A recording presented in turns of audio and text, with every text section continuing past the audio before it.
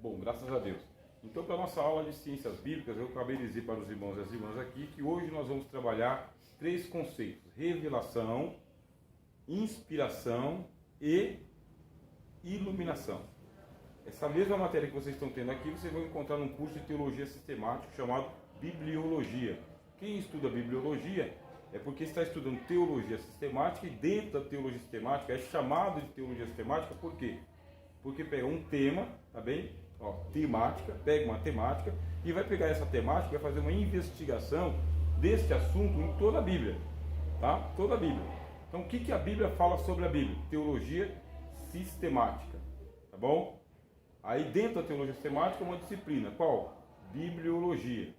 Então, a bibliologia, ela é uma disciplina. Só o que acontece, ela é só uma disciplina. A gente precisa de muitas outras. Então, esse curso aqui, nós organizamos ele para ter 6 módulos.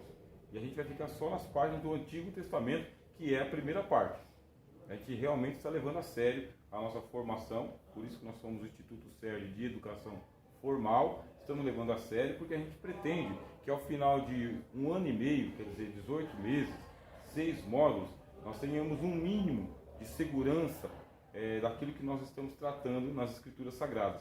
Vai se tornar um mestre em Bíblia? Pode se tornar. Em 1 ano e meio? Não. Demora um pouco mais.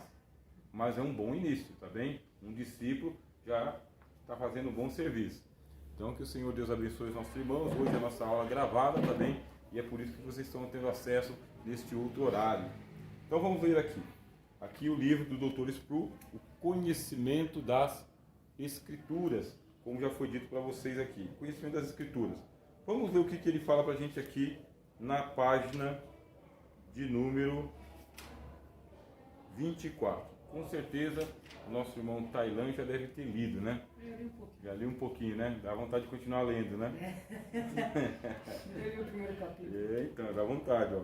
A Bíblia como revelação, tá vendo, meus irmãos? Ó, um dos mais importantes benefícios que a Bíblia nos traz é fornecer informação que não está disponível em nenhum outro lugar.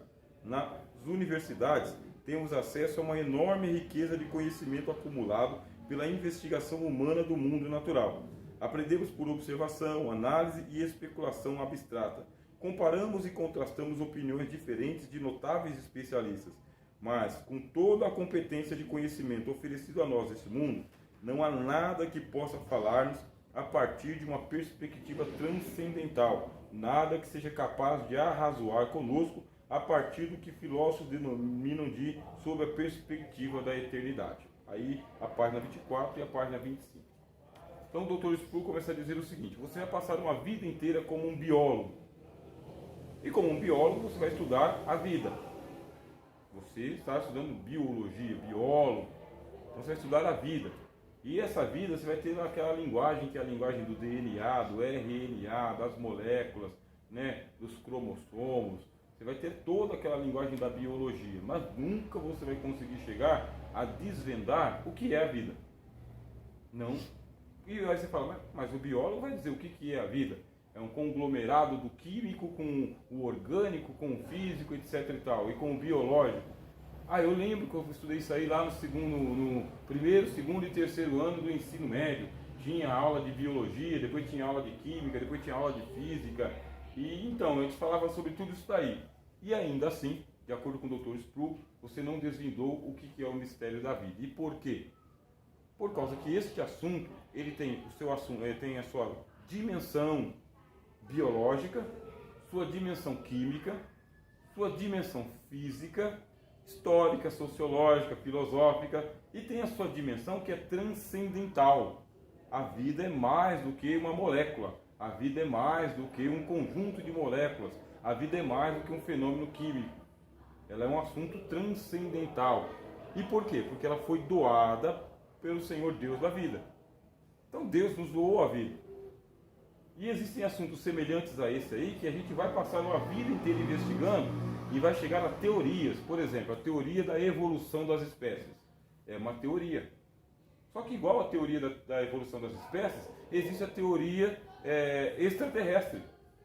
Então, de acordo com a evolução das espécies, a vida começou na água e terminou na Terra, e houve bilhões e bilhões de ciclos evolucionistas e até chegar ao tempo que nós estamos aqui. E de acordo com a teoria extraterrestre, tem uma civilização super avançada lá em outras galáxias que veio por aqui, deixou a sementinha deles e pé no mundo, deixou a gente por aqui. Da mesma maneira, existem as teorias espiritualistas, de que nós estamos numa evolução, numa marcha evolucional espiritual, e que nós temos o karma, nós temos o dharma, e etc e tal, e a gente está por aqui encarnando e reencarnando. Teoria também.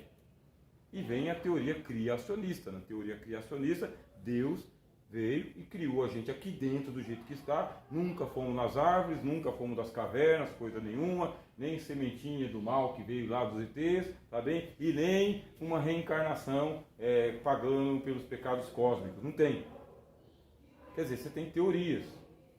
Aí você fala, mas qual das teorias é a verdadeira? Aí vem para a nossa fé. A nossa fé é que as escrituras, elas são a palavra de Deus, e por meio da palavra de Deus você vai chegar à revelação. E a revelação, ela é um fenômeno que se dá espiritualmente, ou seja, transcendentalmente.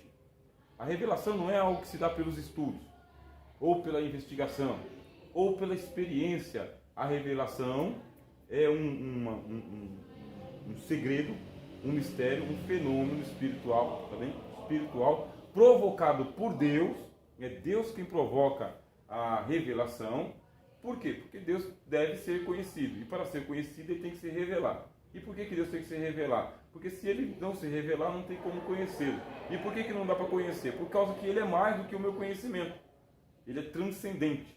Aí vem o conceito de transcendência de Deus. Tá bem? Então o que é transcendência, se vocês quiserem aí escrever? Transcendência é o atributo, ou a gente usa a palavra atributo, tá bem?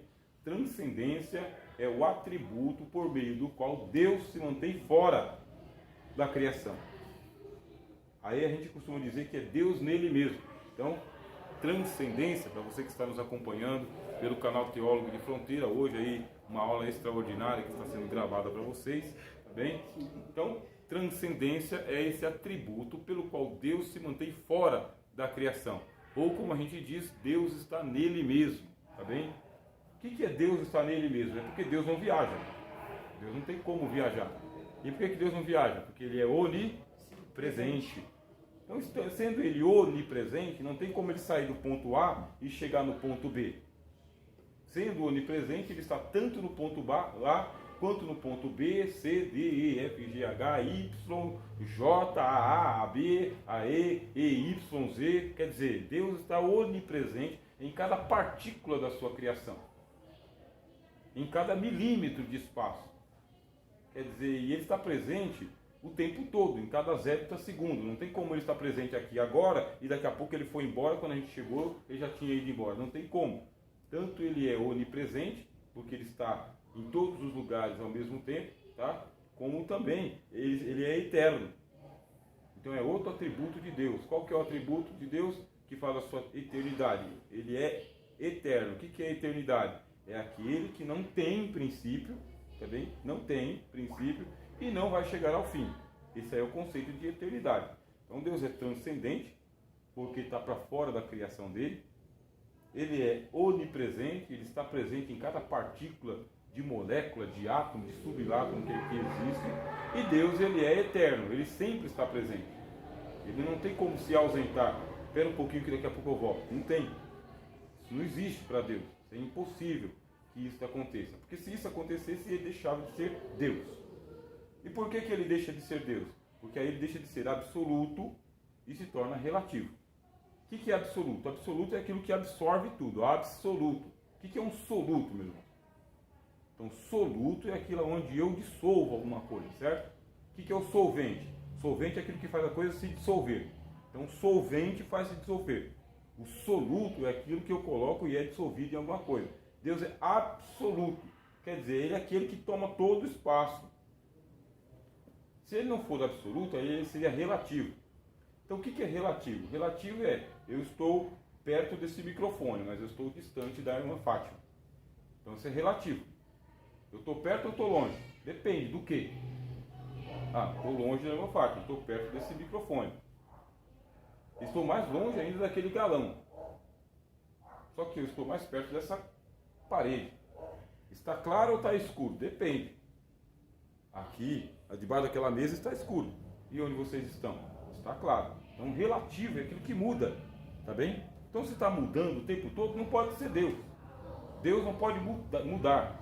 Aí vem a imutabilidade. Colocar aí os atributos dele: transcendência, onipresença, eternidade, e ele é absoluto, não pode ser relativo, portanto ele é imutável, tá bom?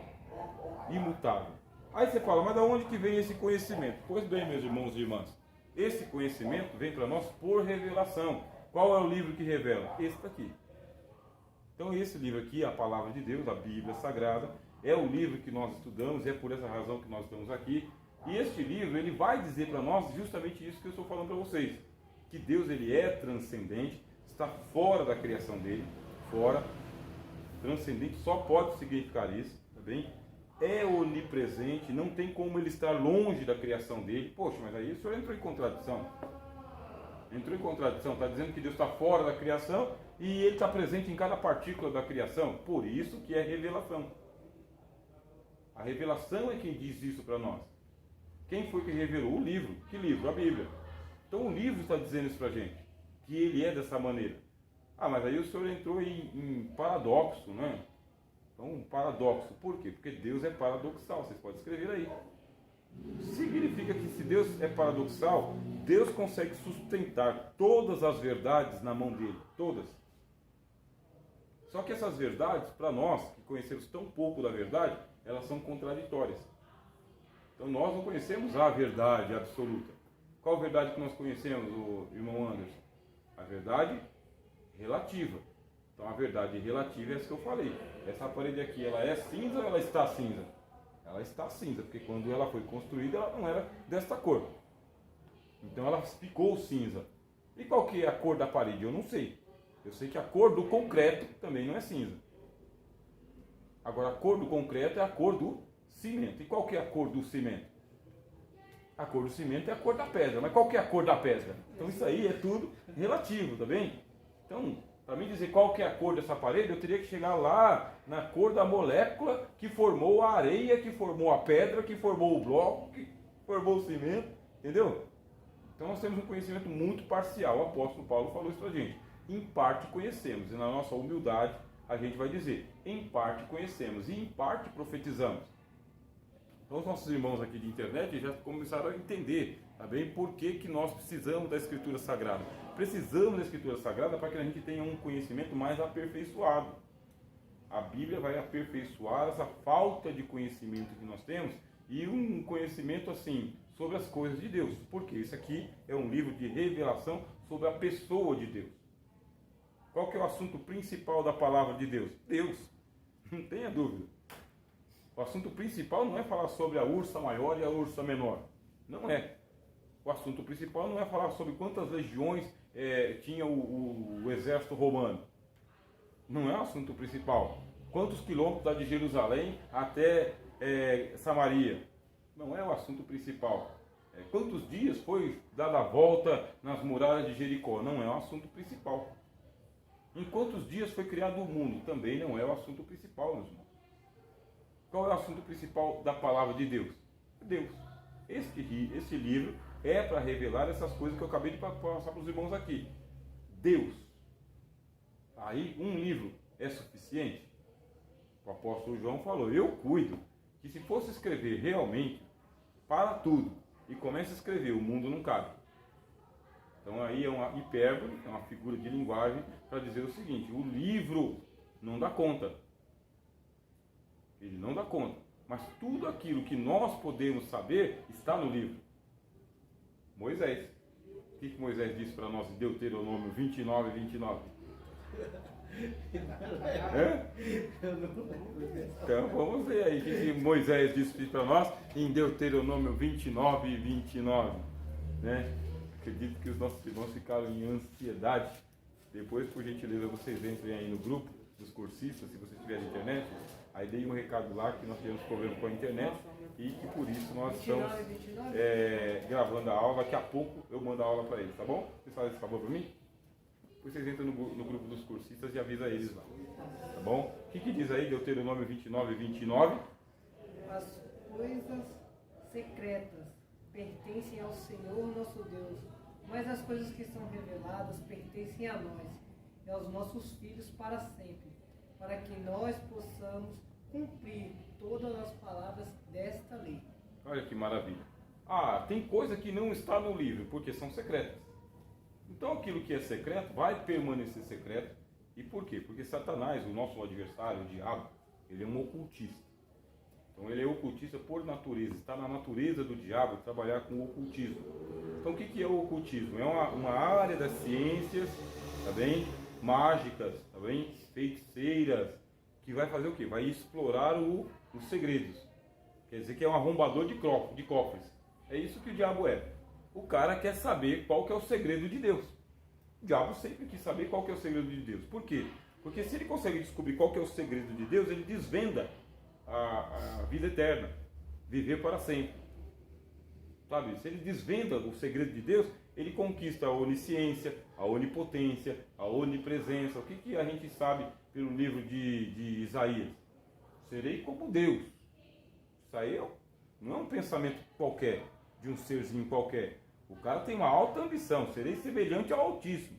Meu trono vai estar lá do lado do norte, lá. Pronto, eu vou criar o meu próprio céu, eu e o meu exército. Satã. Isso aí é a origem do diabo. E para fazer isso aí, ele precisa quebrar os segredos de Deus. Então, aonde que Deus escondeu os segredos dele? Deus escondeu os segredos dele nele mesmo.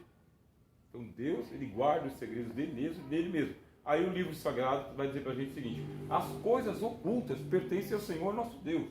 E quem quer quebrar esse negócio aí está caindo nas mesmas tentações de Satanás. Por meio das adivinhações, por meio do ocultismo, por meio das feitiçarias, é que se acessa esse mundo, que é um mundo secreto, um mundo invisível. E aí o Antigo Testamento já vai proibir. O Antigo Testamento ele já proíbe e fala: vocês não se virem para os médiuns, não se virem para os necromantes, para os feiticeiros, para os encantadores, não se virem para esse pessoal. A favor dos vivos você não vai consultar os mortos. E por quê? Porque esse mundo tenebroso, tá? Mundo tenebroso, mundo espiritual, é revelado pelas Escrituras. A Escritura dá uma radiografia para nós de que existe um mundo tenebroso, que é o mundo das trevas. E nesse mundo das trevas tem um príncipe, e o príncipe é o diabo, junto com principados e potestades que vão lutar para poder conquistar o espaço deles aqui no mundo que Deus deu para nós, porque a terra não foi dada para eles. Para eles foi dada aqui uma estrutura em cima dos céus, e a terra foi dada para nós e para os nossos filhos, diz o texto que a gente acabou de ler aqui. Então eu tenho que ter um conhecimento. Qual conhecimento que eu tenho que ter? Oculto, sabe, o livro secreto, sabe, de Jesus Cristo. Você não tem que ter o livro secreto de Jesus Cristo. O evangelho apócrifo de Tomé, que fala dos segredos de Jesus Cristo. Também não. Vou desenvolver aqui um ministério de revelação, onde as coisas ocultas serão reveladas para nós. Também não. Então o que a gente vai fazer? Você que quer ter um conhecimento seguro de Deus, Bíblia. É um caminho normativo mesmo, cansativo, tá bem? De um estudioso, de um estudante. Bem-aventurado o varão que não anda segundo o conselho dos ímpios, não se detém no caminho dos pecadores, nem se assenta à roda dos escarnecedores, antes tem o seu prazer em estar aqui, 8 horas da noite aqui, 9 horas da noite, para meditar na lei do Senhor de dia e de noite. Mas é de noite. Já li durante o dia também. A gente viu na semana passada que o Moisés falou: você vai inculcar isso nos seus filhos, você vai andar pelo caminho, vai sentar na tua casa, você vai descansar, você vai entrar na tua casa, vai colocar a mão lá, vai ter Bíblia na porta, vai ter Bíblia lá no umbral, vai ter Bíblia na tua testa, na tua mão, aonde você for, tem Bíblia para você. É um exagero? É uma orientação do divino. Por que essa orientação? Lâmpada para os meus pés é a tua palavra e luz para o caminho. Então preciso de lâmpada no pé e luz lá na frente. Sabe aquele negócio de você andar com um carro com farol queimado? Não pode, cristão. O crente não pode andar com um farol queimado. Vai bater. Ou então alguém vai acidentar você. O caminhão vai te arrebentar. Então lâmpada para os meus pés é a tua palavra e luz para o meu caminho. Deus diz para nós o seguinte: vocês não devem andar em trevas. Todo aquele que segue o Senhor Jesus não andará em trevas, mas a luz da vida é que conduzirá você. Então nós abrimos as Escrituras porque a gente admite de que nós temos um grande grau de ignorância, falta de conhecimento, que se a gente passar a vida inteira estudando química, matemática, biologia, história, sociologia, fisiologia, contabilidade, isso não vai saciar a nossa necessidade de ter um conhecimento de Deus. Não vai. Aí você pode se voltar para as religiões. Então eu quero conhecer Deus a partir das religiões. Então você vai fazer o seguinte: você vai investigar e vai fazer ciência das religiões. Se você entrar na faculdade hoje, deixa o Instituto CERN e vai se inscrever numa faculdade que tem reconhecimento do MEC. E lá você vai fazer ciências da religião. Daqui 4 anos você vai sair com o seu título bacharel em teologia. E os cientistas da religião, na sua grande maioria, com algumas exceções, são ateus. São ateus por quê? Porque os professores de teologia e de ciência da religião, eles são cientistas. E você ali, mais ou menos em questão de 6 meses, eles já vão, a primeira parte que eles vão fazer com vocês no primeiro semestre é provar para você por A mais B que este livro é tão comum quanto este livro. A diferença é que isso aqui tem uma tradição multimilenar e vende mais do que esse daqui. E esse daqui é de um cara só, que quase ninguém conhece. Então eles vão provar para vocês, e vão provar mesmo, tá? Eles vão provar aí uma série de professores que não creem na inspiração das Escrituras, não creem na existência de Deus, eles vão provar para você que é uma lenda, é um mito, e que você pode acreditar e ler desse livro aqui por causa da sua fé, da sua religião, e que eles não estão ali para combater a religião e a fé de ninguém, mas eles estão ali em nome da ciência. Então você vai sair com um diploma bonito na parede, depois de 4 anos, descrente da existência de Deus. Vão afastar você desse livro. E aquela faculdade que vai tentar aproximar você deste livro aqui, ela não pode ter o credenciamento do MEC. Ela não pode. E por que não pode? Porque ela tem que ter na grade dela, na grade curricular dela, ela tem que ter uma quantidade de disciplinas de humanas e também uma quantidade de mestres e doutores que eles vão trazer ciência pura.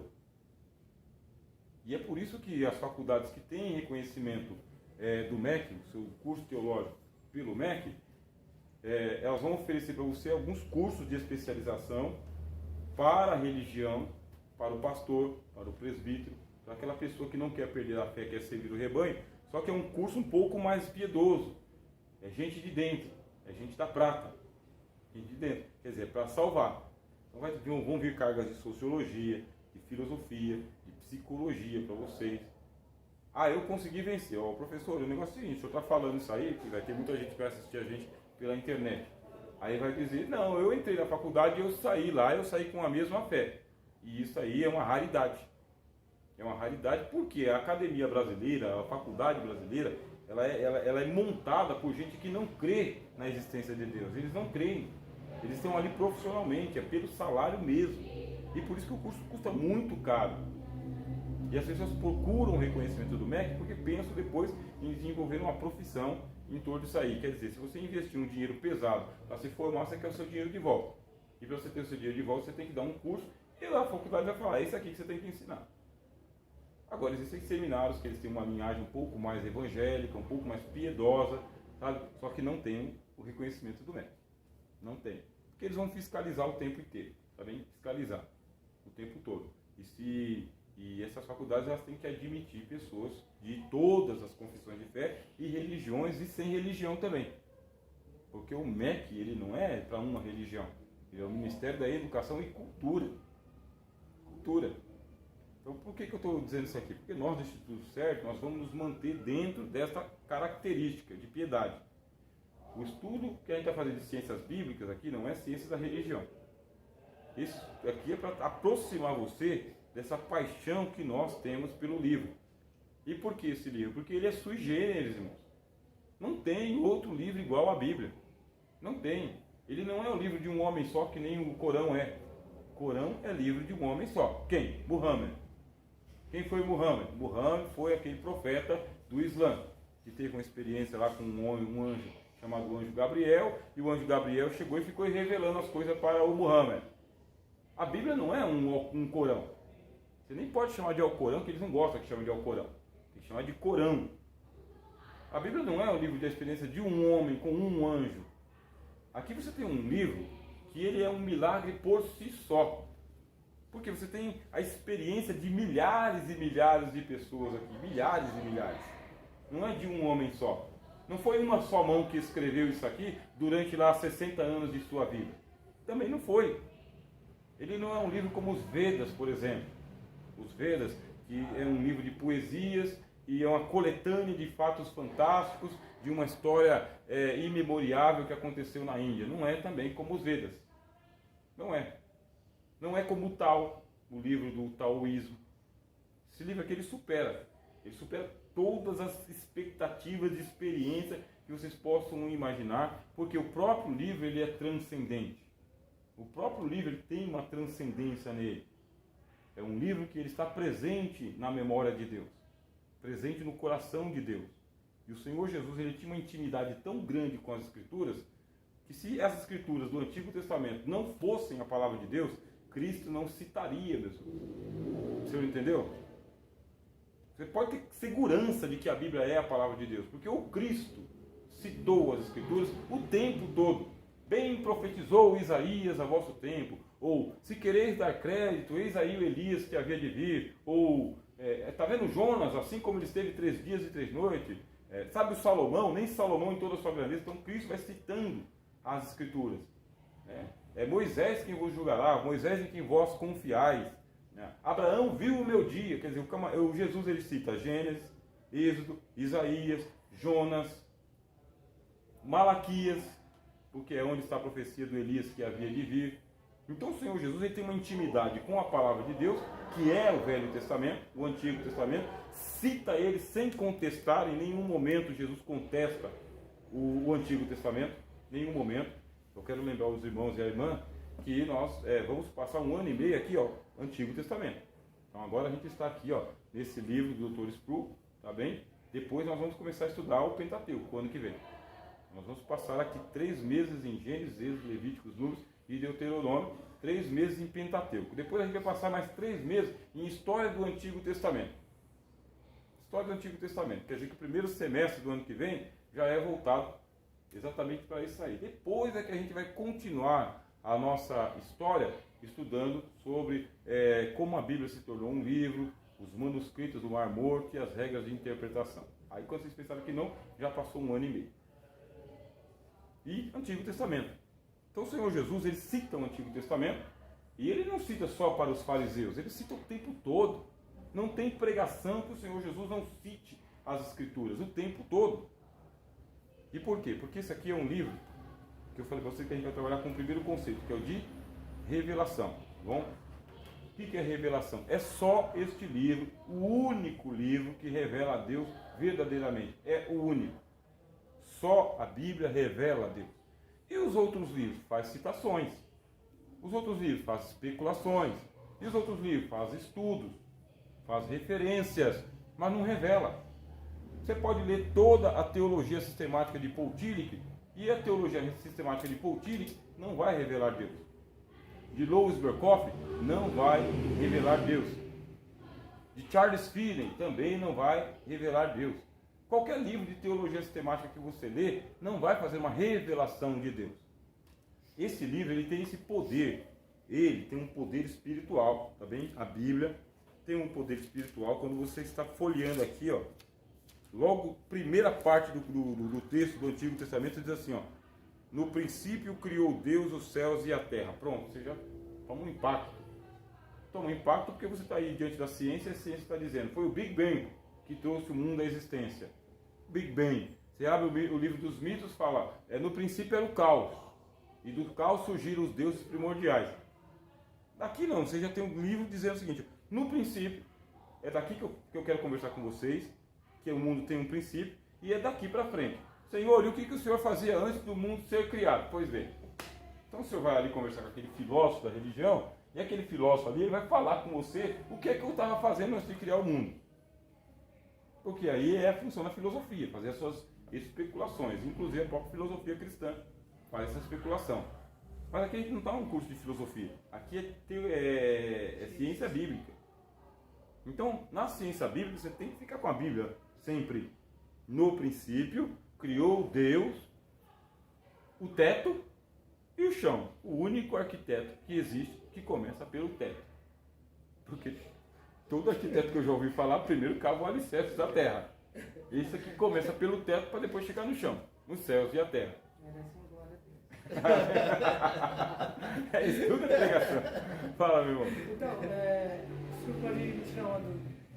É verdade que os saduceus só acreditavam no Pentateuco?